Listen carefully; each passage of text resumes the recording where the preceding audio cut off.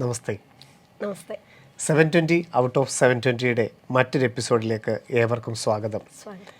നമ്മളെ കേട്ടുകൊണ്ടിരിക്കുന്നത് നമ്മൾ കഴിഞ്ഞ എപ്പിസോഡുകളിലൊക്കെ പറഞ്ഞതുപോലെ +2 ശേഷമുള്ള വിദ്യാർത്ഥികൾ, +1 +2 പഠിക്കുന്ന വിദ്യാർത്ഥികളൊക്കെ ഉണ്ട്. അതോടൊപ്പം പേരൻസും ഉണ്ട്. നമ്മൾ കഴിഞ്ഞ എപ്പിസോഡിലും ഒരു രക്ഷകർത്താവ് ഇങ്ങനെ പറയുന്നുണ്ടായിരുന്നു, യഥാർത്ഥത്തിൽ നമ്മൾ ഈ പറയുന്ന കാര്യങ്ങളെല്ലാം കുട്ടികളെ ഉദ്ദേശിച്ചല്ലേ, അവരിലേക്കല്ലേ ഈ വീഡിയോകൾ എത്തേണ്ടത് എന്നുള്ളത്. ടീച്ചർ അതിന് 2-3 എപ്പിസോഡുകൾ മുമ്പ് അത് മറുപടി പറയുകയും ചെയ്തതാണ്. എങ്കിലും ഒരു ഓർമ്മപ്പെടുത്തൽ, ഇത് ടീച്ചർ തന്നെ അതിൻ്റെ വാക്കുകളിലൂടെ. ആക്ച്വലി നമ്മൾ എപ്പോഴും പറയുന്ന പോലെ തന്നെ ഇത് നമ്മളൊരു പബ്ലിക് പ്ലാറ്റ്ഫോമിലാണ് ഇത് ഇടുന്നതെങ്കിലും ഇത് ലേണിംഗ് ആപ്പിലൂടെ നമ്മുടെ എല്ലാ കുഞ്ഞുങ്ങളുടെ കയ്യിലും ഈ ഒരു വീഡിയോ അവർ തീർച്ചയായിട്ടും അത് കാണുകയും അതിനനുസരിച്ചുള്ള പോയിന്റുകൾ, നമ്മൾ ഉദ്ദേശിക്കുന്ന പോയിന്റുകളെല്ലാം തന്നെ അവർ തന്നെയാണ് കൂടുതലും സജസ്റ്റ് ചെയ്യുന്നത്. തീർച്ചയായിട്ടും നമുക്ക് ഓരോ പ്രാവശ്യം ഞങ്ങൾ നിങ്ങളോട് വന്ന് ഓരോ കാര്യങ്ങൾ പറയുമ്പോഴും ഡെഫിനറ്റായിട്ടും ഞങ്ങളുടെ കുഞ്ഞുങ്ങൾക്ക് എന്താണ് വേണ്ടതെന്ന് കൃത്യമായിട്ട് അവരിൽ നിന്നും മനസ്സിലാക്കിയിട്ട് തന്നെയാണ് അതിനുള്ളൊരു മറുപടി. കാരണം ഇപ്പോൾ എനിക്കായാലും ശിവൻ സാറിനായാലും ഇവിടെയുള്ള ഇത്രയും ബാച്ചുകളിൽ ഓരോ ബാച്ചിലും കയറി പറയാൻ പറ്റാത്തത് കൊണ്ട് കോമൺ ആയിട്ട് എല്ലാ കുട്ടികളെയും അഡ്രസ്സ് ചെയ്യുന്ന രീതിയിൽ അവർക്ക് എല്ലാവർക്കും കേൾക്കാൻ വേണ്ടിയിട്ട് അല്ലെങ്കിൽ മനസ്സിലാക്കാൻ വേണ്ടിയിട്ടാണ് ലേണിംഗ് ആപ്പിലൂടെ അത് കൊടുക്കുന്നത്. തീർച്ചയായിട്ടും അതെല്ലാവരും ശ്രമിക്കുന്നുമുണ്ട്, വേണ്ടവർ എല്ലാവരും ശ്രമിക്കുന്നുണ്ടെന്നാണ് ഞങ്ങളുടെ. തീർച്ചയായിട്ടും നമ്മൾ അത് ക്ലാസ്സിൽ കയറുമ്പോൾ തന്നെ മിസ്സേ ഇന്നലെ പറഞ്ഞ കാര്യം ഞാൻ ചെയ്തു, അതിൻ്റെ ഇമ്പ്രൂവ്മെന്റ്, അത് ഇങ്ങനെ ആയാൽ എന്ത് പറ്റും, അങ്ങനെ ആയാൽ എന്ത് പറ്റും എന്ന് കുട്ടികൾ ചോദിക്കുമ്പോൾ തന്നെ നമ്മുടെ ആ ഒരു ഓരോ പ്രാവശ്യം നമ്മളിടുന്ന ആ വീഡിയോസും അവർ കാണുന്നുണ്ടെന്ന് മാത്രമല്ല അതിൽ നമ്മൾ പറയുന്ന ഓരോ കാര്യങ്ങളും അവർ കൃത്യമായിട്ട് അത് ചെയ്യുന്നും ഉണ്ട്. മറ്റൊരു കാര്യമുണ്ട് ടീച്ചറെ, ഇത് യഥാർത്ഥത്തിൽ രക്ഷിതാക്കളും അറിഞ്ഞിരിക്കേണ്ടതാണ്. കാരണം ഇപ്പം ടീച്ചറൊക്കെ ആണെങ്കിലും ഒരു ദിവസം ഒരു 8 മണിക്കൂറോളം കുട്ടികളെ ഏറ്റവും അടുത്ത് കാണുന്ന ഒരു സമയമാണ്.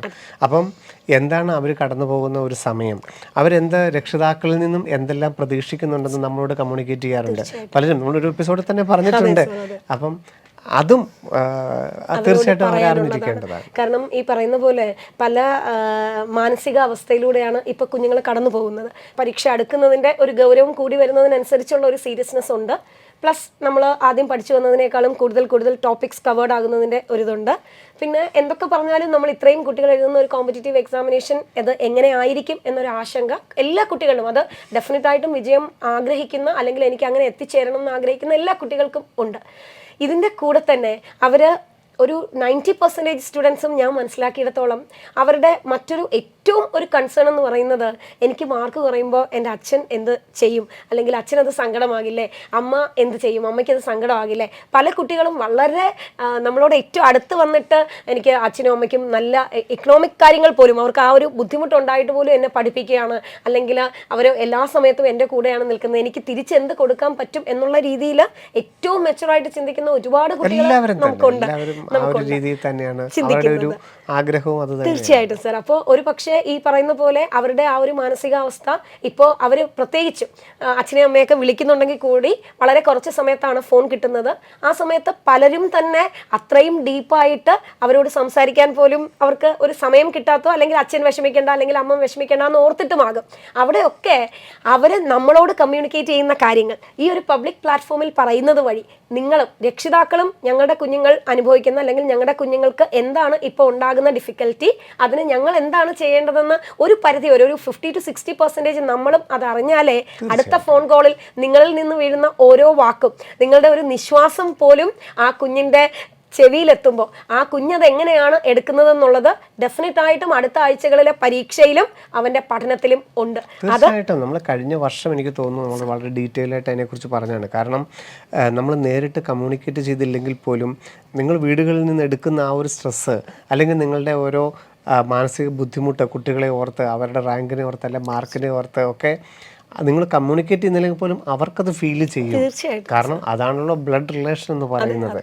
അത് നിങ്ങളുടെ ഓരോ വാക്കുകളിലും കൂടി ആകുമ്പോഴത്തേക്ക് അത് കൂടുതലായിട്ട് അത് അവർക്ക് ഫീൽ ചെയ്യും.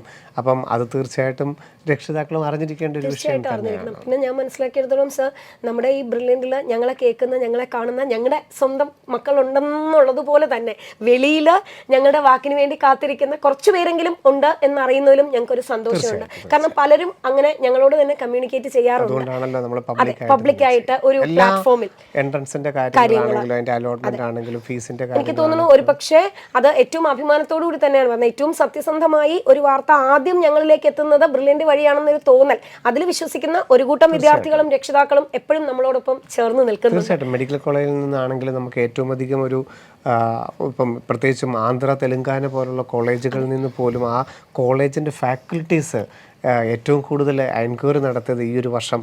കാരണം അത്രയധികം വിദ്യാർത്ഥികളെ നമുക്ക് മലയാളികളെ മൊത്തം അതിലിപ്പോൾ ബ്രില്യൻ്റ് എന്നുള്ളതിനൊക്കെ അപ്പുറത്ത് മലയാളികളെ നമുക്ക് എല്ലാ കോളേജുകളിലും എത്തിക്കാൻ സാധിച്ചു എന്നുള്ളൊരു അഭിമാനത്തിൽ തന്നെയാണ് നമ്മളിരിക്കുന്നത്. അത് നമ്മൾ കുറച്ചും ആൾക്കാർക്ക് മാത്രമായിട്ട് നമ്മൾ ഒതുക്കിയിട്ടുമില്ല.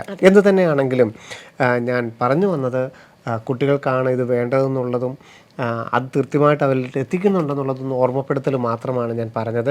നമുക്ക് നീറ്റ് 2025 ഉറ്റുനോക്കുമ്പോൾ ഇന്ന് നമ്മുടെ കുട്ടികൾ കടന്നു പോകുന്നൊരു സംശയം ഈ സോഷ്യൽ മീഡിയ വഴിയും അല്ലെങ്കിൽ ഓൺലൈൻ മാധ്യമങ്ങൾ വഴിയൊക്കെ നീറ്റ് 2025 മാറ്റങ്ങൾ എന്തൊക്കെയായിരിക്കും, ആ മാറ്റങ്ങൾ ഉൾക്കൊള്ളുവാൻ ഇനിയുള്ള സമയപരിധി എത്രത്തോളം ഉപകാരപ്പെടും, ഞാൻ എന്ത് രീതിയിൽ മാറണം എന്നൊക്കെയുള്ളതാണ് ഇപ്പോൾ ഏറ്റവും അധികം കുട്ടികൾ അന്വേഷിക്കുന്ന കാര്യങ്ങൾ. അതിൽ ഇപ്പോഴേ ഒരു മാറ്റത്തിന് എന്തെങ്കിലും പ്രസക്തിയുണ്ടോ? തീർച്ചയായിട്ടും ഇല്ല സർ. ഇപ്പോൾ അവരുടെ കൺസേൺസ് ഇപ്പോൾ നമ്മൾ ഈ പറഞ്ഞ പോലെ നമ്മുടെ ഒരു എൻഡ് പോയിന്റിലാണ്.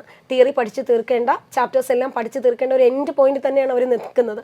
ഈ സമയത്ത് പരീക്ഷ ഏത് മോഡിൽ നടന്നാലും പരീക്ഷ നടക്കും എന്നത് ഒരു ഫാക്റ്റാണ്. പരീക്ഷ നടക്കുമെങ്കിൽ എത്ര കുട്ടികളാണോ ആപ്ലിക്കൻസ് ഉള്ളത്, അതിൽ എത്ര സീറ്റാണോ ഉള്ളത്, ആ സീറ്റിൽ ആ നമ്പറിനകത്ത് വന്നാലേ നമുക്ക് കിട്ടൂ എന്നുള്ളതും വാസ്തവമാണ്. അപ്പോൾ ഏത് മോഡലായാലും നിങ്ങൾ അറ്റൻഡ് ചെയ്യേണ്ടതും അത്യാവശ്യമാണ്. നിങ്ങൾക്ക് ഒരു അഡ്മിഷൻ വേണമെങ്കിൽ ഇത്ര മാർക്കിൽ കൂടുതൽ വേണം എന്നുള്ളതും കൃത്യമായി ഇരിക്കെ തൽക്കാലം മറ്റു കാര്യങ്ങളെക്കുറിച്ചൊന്നും തന്നെ നമ്മൾ വറീഡ് അല്ല. തീർച്ചയായിട്ടും ഓൺലൈൻ ആവാം, ഹൈബ്രിഡ് ആവാം, ഓഫ്ലൈൻ തന്നെ ആവാം, ഏത് മീഡിയ വഴിയാണെങ്കിലും NCERT-യുടെ 76 അല്ലെ 80 ചാപ്റ്ററുകളിൽ നിന്ന് നമുക്ക് കിട്ടുന്നതിനെ ആ സമയബന്ധിതമായിട്ട് നമുക്ക് ആൻസറിലോട്ട് മാറ്റാൻ സാധിക്കുന്നുണ്ടോ? അത് മാത്രമാണ് മെയിൻ കൺസേൺ. തീർച്ചയായിട്ടും സർ. ഒരു ക്വസ്റ്റ്യൻ പേപ്പർ വായിക്കുമ്പോൾ നമുക്ക് വായിച്ചാൽ മനസ്സിലാകും. അത് നിങ്ങൾ കമ്പ്യൂട്ടറിലൂടെ വായിച്ച് OMR-ൽ രേഖപ്പെടുത്തിയാലും കമ്പ്യൂട്ടറിലൂടെ വായിച്ച് കമ്പ്യൂട്ടറിൽ തന്നെ രേഖപ്പെടുത്തിയാലും ഇതല്ല ഫുള്ളായിട്ട് നിങ്ങൾ ഓഫ്ലൈനായിട്ട് തന്നെ പേപ്പർ വായിച്ച് അവിടെ രേഖപ്പെടുത്തിയാലും നിങ്ങളുടെ ആൻസറിനാണ് മുൻതൂക്കം. ആൻസർ കൃത്യമായിട്ട് വരണം എന്നുണ്ടെങ്കിൽ അതും ആ ഒരു സമയത്തിനുള്ളിൽ വരണം എന്നുണ്ടെങ്കിൽ അതിനുവേണ്ടി പ്രാക്ടീസ് ചെയ്യുക എന്നുള്ളതാണ്. അവിടെ എന്തു തന്നെ ആയാലും നിങ്ങൾ അതിനെക്കുറിച്ച് ചിന്തിച്ച്, ഇപ്പോൾ ഹൈബ്രിഡ് ആയാലും ഓൺലൈൻ മാത്രമായാൽ പോലും നമ്മൾ അതിനെക്കുറിച്ച് ചിന്തിച്ച്, ഇത് എനിക്ക് തോന്നുന്നു കഴിഞ്ഞ എപ്പിസോഡിൽ പറഞ്ഞതുപോലെ നമുക്ക് ഓരോ സമയത്തും നമ്മൾ കണ്ടുപിടിക്കുന്ന എക്സ്ക്യൂസുകളുടെ കൂട്ടത്തിൽ ഇങ്ങനെയുള്ള വിവരങ്ങൾ വിശ്വസിക്കണോ, എൻ്റെ റൂംമേറ്റ് അത് പറഞ്ഞു, എൻ്റെ ഹോസ്റ്റൽ മേറ്റ് അത് പറഞ്ഞു, അങ്ങനെ പറഞ്ഞു, ഇങ്ങനെ പറഞ്ഞു എന്ന് നിങ്ങൾ ഓരോ സമയത്തും അനാവശ്യമായ കാര്യങ്ങളിലേക്ക് ഇടപെട്ട് പോകുമ്പോൾ നമ്മുടെ ശരിക്കും ഇടപെടേണ്ട ഒരു കാര്യമുണ്ട്. നമ്മൾ വച്ചിരിക്കുന്ന ഒരു ടാർഗറ്റ് ഡേറ്റ് ഉണ്ട്. അതിനു മുന്നേ നമ്മൾ തിയറി തീർക്കുന്നു.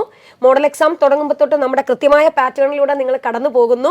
ആ ഒരു പാറ്റേണിൽ നിന്നുള്ള വ്യതിചലനമാണ് ഓരോ പ്രാവശ്യവും നിങ്ങൾ മറ്റു കാര്യങ്ങളിലേക്ക് തലയിടുന്നത്.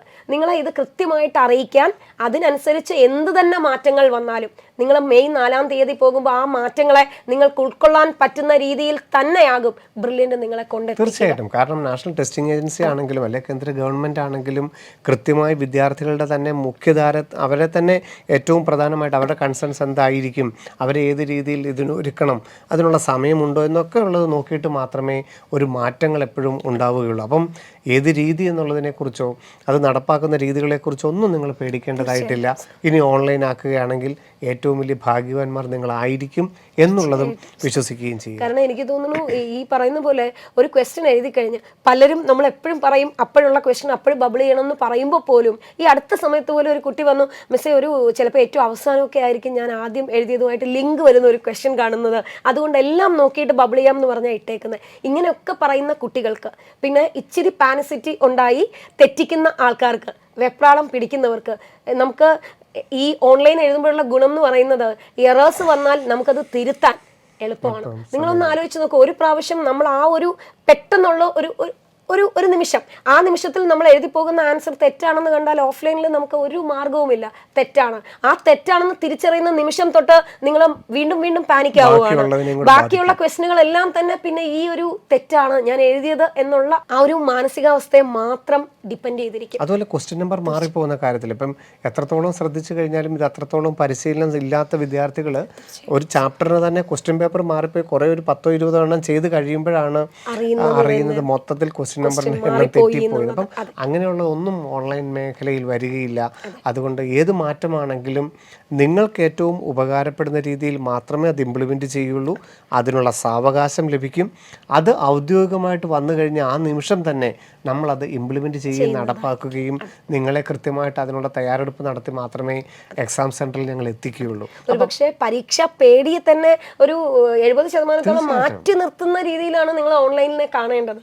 എന്തൊക്കെ ഗുണങ്ങളാണ് നമ്മൾ ഓൺലൈനിൽ എഴുതുന്നത്. പിന്നെ സമയലാഭം, നിങ്ങൾ ഈ ഓരോന്നും ബബിൾ ചെയ്യാൻ എടുക്കുന്ന സമയം എത്ര ഒരു ക്ലിക്കില്ല നിങ്ങൾക്ക് ആൻസറിലേക്ക് പോകാൻ പറ്റും. അപ്പോൾ നിങ്ങൾ ശരിക്കും അങ്ങനെ ഒരു ചേഞ്ച് വന്നാൽ ഒരു പക്ഷേ ഈ പറയുന്ന പോലെ ആദ്യം ആ ചേഞ്ച് അക്സെപ്റ്റ് ചെയ്യുന്ന കുട്ടികൾ എന്നുള്ള രീതിയിൽ ഏറ്റവും ഭാഗ്യവാന്മാരായ ഒരു ഗ്രൂപ്പാണ് ഈ 2025 പരീക്ഷ എഴുതാൻ പോകുന്നത് തന്നെ. ആ ഒരു കോൺഫിഡൻസ് ആണ് നിങ്ങൾക്ക് വേണ്ടത്. പിന്നെ നമുക്കറിയാം ഇപ്പോൾ ക്രിസ്മസ് വെക്കേഷൻ നമുക്ക് മുമ്പ് എത്തിയിരിക്കുന്നു. നമ്മൾ പറഞ്ഞ സമയപരിധി ജനുവരി 15 ഏറ്റവും വേഗത്തിൽ തന്നെ എത്തിക്കൊണ്ടിരിക്കുകയാണ്. കാരണം കൃത്യമായിട്ടും ഇനി 30 ദിവസങ്ങളാണ് നമുക്ക് മുമ്പിൽ ചാപ്റ്ററുകൾ തീർക്കാനായിട്ടുള്ളത്. അതിനുശേഷം നമ്മൾ ജനുവരി 22 യൂണിറ്റ് മോഡൽ എക്സാമുകൾ ആരംഭിക്കുകയാണ്.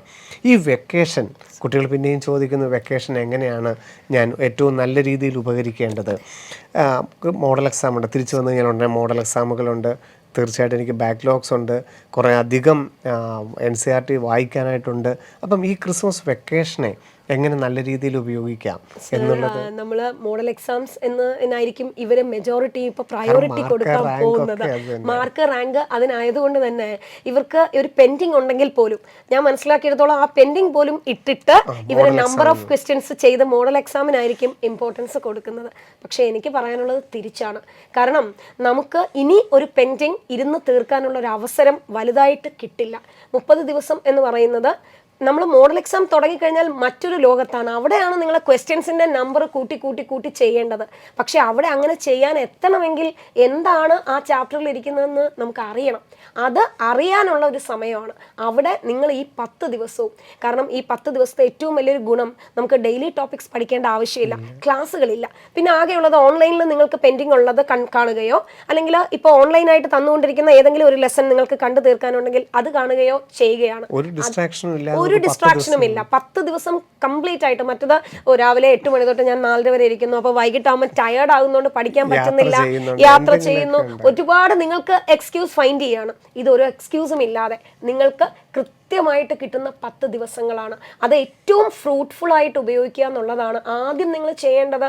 ഓരോരുത്തർക്കും പെൻഡിങ് ഉള്ള സബ്ജക്റ്റ് അല്ലെങ്കിൽ ടോപ്പിക്ക് വേറെ ആയിരിക്കും. നിങ്ങൾ തന്നെ ഒരു പ്രീ പ്ലാനിങ് കയറുന്നതിന് മുമ്പ്, അതായത് ക്രിസ്മസ് വെക്കേഷൻ തുടങ്ങുന്നതിന് മുൻപ് തന്നെ നിങ്ങൾക്ക് കൃത്യമായിട്ട് ഒരാൾ ചോദിച്ചാൽ പറയാൻ പറ്റുന്ന രീതിയിൽ നിങ്ങൾക്കറിയണം എനിക്ക് എത്ര ടോപ്പിക്സ് പെൻഡിങ് ഉണ്ട്, ഈ പെൻഡിങ്സ് പഠിച്ചെടുക്കാൻ ഉദ്ദേശം ഞാൻ എത്ര സമയം എടുക്കും. നമുക്ക് ഡെഫിനറ്റായിട്ട് നമ്മുടെ കേപ്പബിലിറ്റി നിങ്ങൾക്കറിയാം. ഞാൻ ഒരു ചാപ്റ്റർ അല്ലെങ്കിൽ ഇത്രയും ഡിഫിക്കൽട്ട് ആയിട്ടുള്ള ഒരു ചാപ്റ്ററാണ്, അത് പഠിച്ചെടുക്കാൻ എനിക്ക് എത്ര സമയം. വളരെ ഈസി ആയിട്ടുള്ള ഒരു ചാപ്റ്ററാണ്, അത്യാവശ്യം എനിക്ക് അറിയാം, ഒന്ന് നോക്കിയാൽ മതി, അത് പഠിച്ചെടുക്കാൻ എത്ര സമയം. ഇങ്ങനെ ഒരു റോ ഡേറ്റ എപ്പോഴും നിങ്ങളുടെ മനസ്സിലെങ്കിലും ഉണ്ടാകണം. ഇനി ഏറ്റവും നന്നായിട്ട് അത് ചെയ്യണം എന്നുണ്ടെങ്കിൽ ഒരു പേപ്പറിൽ തന്നെ അത് എഴുതി വെച്ച് തന്നെ പോകണം. ഇനി എഴുതി വെക്കാനും പറ്റില്ലാത്തവരടുത്താണ് ഞാൻ പറഞ്ഞത്. മനസ്സിലെങ്കിലും നിങ്ങൾക്കൊരു റഫ് കാൽക്കുലേഷൻ നിങ്ങളുടെ മനസ്സിൽ, ചുമ്മാ റാൻഡമായിട്ട് ഒരു പ്ലാനിങ്ങും ഇല്ലാതെ കിട്ടുന്നത് എടുത്ത് വെച്ച് ഞാൻ പഠിക്കാം, കിട്ടുന്നത് തീരട്ടെ, അങ്ങനെ ഒരു അപ്രോച്ചിൽ ദയവ് ചെയ്ത് ഈ ഒരു ലാസ്റ്റ് മൊമെന്റിലെങ്കിലും നിങ്ങൾ പോകരുത്. അതിപ്പോൾ നമുക്ക് ലോങ് ടൈം ആണെങ്കിലും റെസിഡൻഷ്യൽ ആണെങ്കിലും അല്ലെങ്കിൽ റിപ്പീറ്റേഴ്സ് ആണെങ്കിലും നമ്മൾ ഓൾറെഡി കവർ ചെയ്ത ടോപ്പിക്കൊക്കെ ഇപ്പം നമുക്ക് ഒരു ഡിസോർഡർ ആയിട്ട് നമ്മളുടെ ഉള്ളിലും നമ്മളുടെ ടേബിളിലും ഇരിക്കുന്നത്. ഇതിനെ അപ് ടു ജനുവരി 15 വരെയെങ്കിലും ഒരു ഓർഡർ ആക്കുക. കൃത്യമായിട്ട് നമ്മൾ കടന്നുപോയ നോട്ടുകളിലൂടെയും കടന്നുപോയ NCERTകളിലൂടെയും വീക്ക്ലി എക്സാമുകളിലൂടെയും ഒക്കെ ഒരു റിവിഷൻ ഓൾമോസ്റ്റ് എല്ലാത്തിലൂടെയും ഒന്ന് കടന്നു പോവുകയും ഇതിന് കൃത്യമായിട്ടൊരു പ്ലാൻ ചെയ്യുക. എനിക്ക് തോന്നുന്നു ഏറ്റവും ടോപ്പേഴ്സും ഈ 720 നിൽക്കുന്ന ഏറ്റവും ടോപ്പേഴ്സും അവർക്ക് റിവിഷനുള്ള ഏറ്റവും വലിയൊരു ചാൻസാണ് ഈ ജനുവരി 15 വരെ കിട്ടാൻ പോകുന്നത് സമയം. കാരണം നമ്മൾ എത്രയൊക്കെ പഠിച്ചെന്ന് പറഞ്ഞാലും കണ്ടന്റുകൾ കൂടുന്നതിനനുസരിച്ച് എവിടെയെങ്കിലുമൊക്കെ നമുക്കൊരു ചെറിയ സംശയമോ അല്ലെങ്കിൽ ഒരു സംശയമില്ലെങ്കിൽ പോലും സമയം എടുക്കുന്നതിലെങ്കിലും നമ്മൾ കുറച്ചൊരു വ്യത്യാസങ്ങൾ ഉണ്ടാകാം. അതുപോലും കറക്റ്റ് ചെയ്യാനുള്ള സമയമാണ് ഈ ഒരു സമയം എന്ന് പറയുന്നത്. അപ്പോൾ എനിക്ക് അത്യാവശ്യം നന്നായിട്ട് അറിയാം. ഇപ്പോൾ പല കുട്ടികളും നല്ല മാർക്ക് വാങ്ങിച്ച് പോകുന്നവരാണ്. എനിക്ക് ഇതൊക്കെ അറിയാമല്ലോ, ഞാൻ ഓക്കെ ആണ് എന്ന് വിചാരിക്കുന്നതിന് പകരം നിങ്ങൾക്ക് അത്യാവശ്യം കണ്ടന്റ് അറിയാമെങ്കിൽ നിങ്ങൾ നമ്പർ ഓഫ് ക്വസ്റ്റ്യൻസ് ഇപ്പോഴേ ചെയ്ത് തുടങ്ങിക്കോളൂ, ഒരു പ്രോബ്ലവും ഇല്ല. അപ്പോൾ നിങ്ങൾ കുറച്ചുകൂടെ ഏറ്റവും നമുക്ക് ഡിഫിക്കൽറ്റി ഉണ്ടെന്ന് തോന്നുന്ന അല്ലെങ്കിൽ എനിക്ക് എവിടെയെങ്കിലും മിസ്സിംഗ് ഉണ്ടെന്ന് തോന്നുന്ന കഴിഞ്ഞ കുറേ പരീക്ഷകൾ നിങ്ങൾ എഴുതിയപ്പോൾ നിങ്ങൾക്ക് തന്നെ സെൽഫ് അനാലിസിസ് നടത്തിയപ്പോൾ അതെ ഇതാണ് എൻ്റെ കുറവെന്ന് തിരിച്ചറിഞ്ഞ കുറേ മൈന്യൂട്ട് പോയിന്റുകൾ ഉണ്ടാകാം. അത് കറക്റ്റ് ചെയ്യാനുള്ള ഒരു സമയവും പ്ലസ് നിങ്ങൾക്ക് അതിനേക്കാളും ഫ്രീ ടൈം കിട്ടുവാണെങ്കിൽ നിങ്ങൾ ഡെഫിനറ്റ് ആയിട്ടും ക്വസ്റ്റ്യൻസ് ചെയ്ത് പോകാം.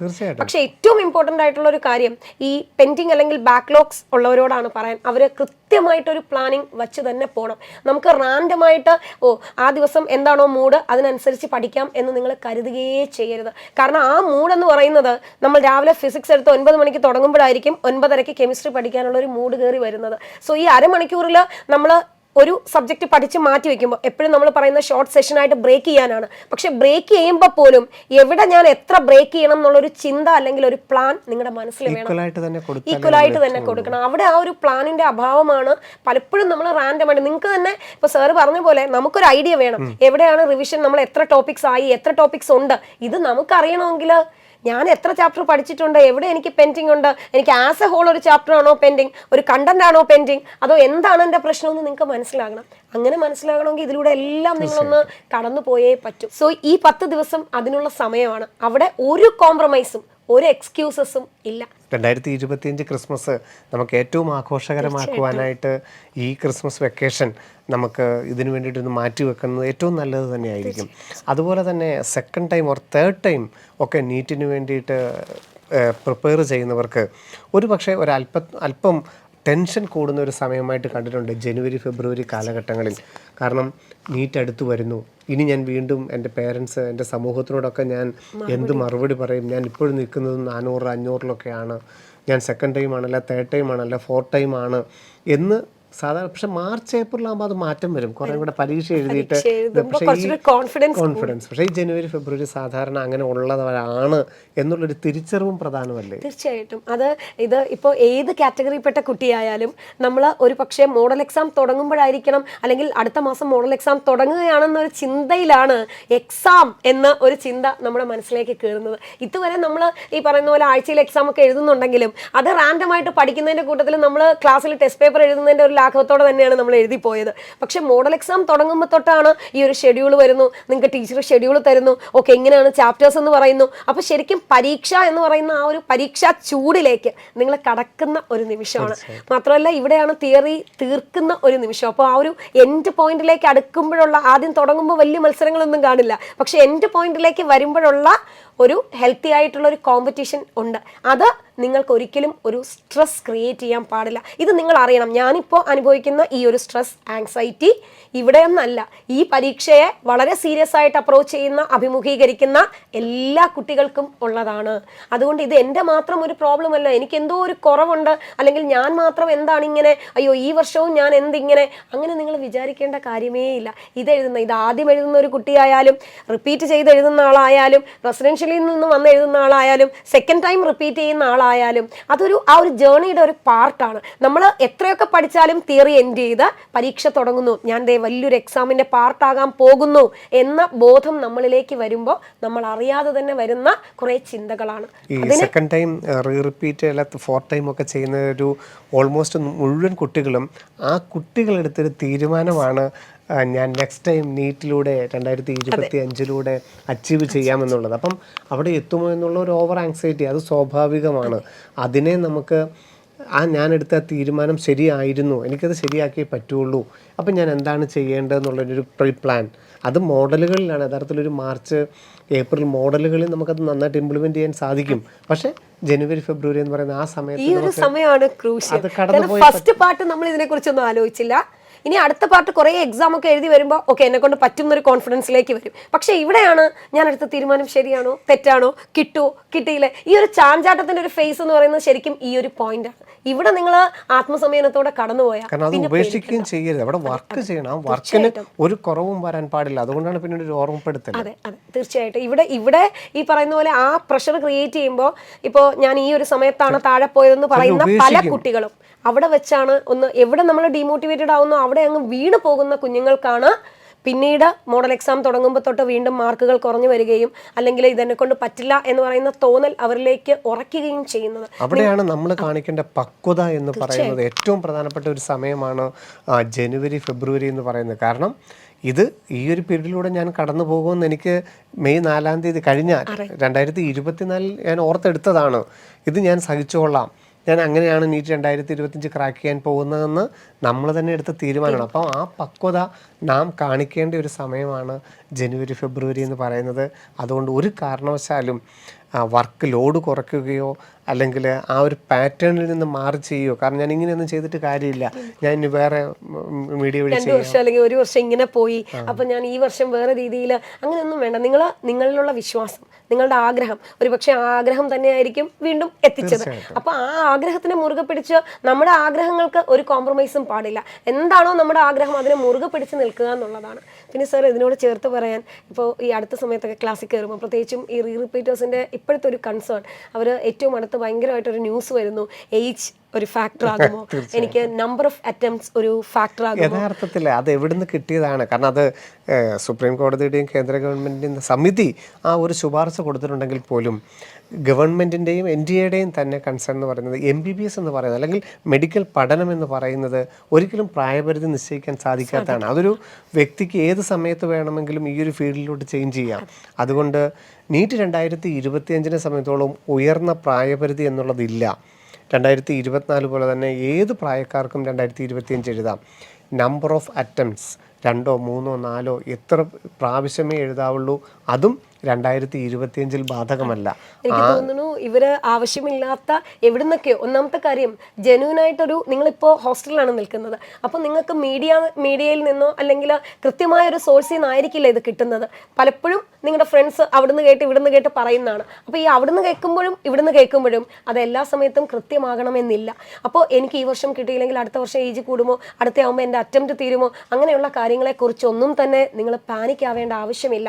എന്തെങ്കിലും ഒരു ഇൻഫർമേഷൻ ഉണ്ടെങ്കിൽ തന്നെ അത് 1 വർഷം മുമ്പെങ്കിലും അവർ അറിയിക്കും. അല്ലാതെ ഏജ് പോലുള്ള കാര്യങ്ങൾ ഒറ്റയടിക്ക് വന്ന് പെട്ടെന്ന് നാളെ 22 വയസ്സ് അല്ലെങ്കിൽ 23 വയസ്സെന്ന് പറയാൻ പറ്റുന്ന ഒരു കാര്യമല്ല. കൃത്യം 1 വർഷം ഉണ്ടെങ്കിലേ ആ ഒരു ഏജ് അടുത്ത വർഷത്തിലേക്ക് മാറും. അതൊരു റാപ്പിഡായിട്ട് വന്ന് പറയാൻ പറ്റുന്ന ഒരു കാര്യമല്ല. അത് NDAക്ക് ഡെഫിനറ്റ് ആയിട്ടും അറിയാം, അവരത് ചെയ്യില്ല. നിങ്ങൾ ഏറ്റവും കോൺഫിഡൻ്റ് ആയിട്ട് തന്നെ ഇരിക്കുക. അങ്ങനെയുള്ള കാര്യങ്ങളൊന്നും തന്നെ നിങ്ങളെ ബാധിക്കേണ്ട ആവശ്യമില്ല. ആകെ ഇതിനൊരു മാറ്റം വരാനുള്ള സാധ്യത ഒന്നെങ്കിൽ ഫുൾ 2025 ഓൺലൈൻ മോഡിൽ നടക്കും, അല്ലെങ്കിൽ ഓൺലൈൻ പറ്റാത്ത എവിടെയെങ്കിലും കാര്യമുണ്ടെങ്കിൽ അത് ഹൈബ്രിഡ് മോഡിൽ നടത്തും. ഇതൊന്നും കോടതി സമ്മതിക്കുന്നില്ല, അല്ലെങ്കിൽ ഇത്രയും സാവകാശമില്ല എന്നുണ്ടെങ്കിൽ ഓഫ്ലൈനായിട്ട് തന്നെ സാധാരണ OMR ഷീറ്റ് നടക്കും. ഈ ഒരു മാറ്റം മാത്രമേ 2025 വരാനുള്ളത് ഇതുവരെ ചർച്ചയിലുള്ളൂ. അതുകൊണ്ട് അങ്ങനെയുള്ള കാര്യത്തിനെക്കുറിച്ച് ഒന്നും കടന്നു പോകാതെ ഇനി വരുന്ന ഈ ഒരു ടൈം അത് ഏറ്റവും ക്രൂഷ്യലാണ്. അത് ഏത് രീതിയിലുള്ള ക്രൂഷ്യലാണ് എന്നുള്ളതും വ്യക്തമായിട്ട് ടീച്ചർ പറഞ്ഞു തന്നു. അപ്പോൾ അത് ഉൾക്കൊണ്ടുകൊണ്ട് വേണം ഈ വെക്കേഷൻ ആഘോഷകരമാക്കുക. പിന്നെ എനിക്ക് ഇപ്പോൾ സാറ് പറഞ്ഞപ്പോഴാണ് ഒന്ന് ചേർത്ത് പറയാൻ തോന്നുന്നത്.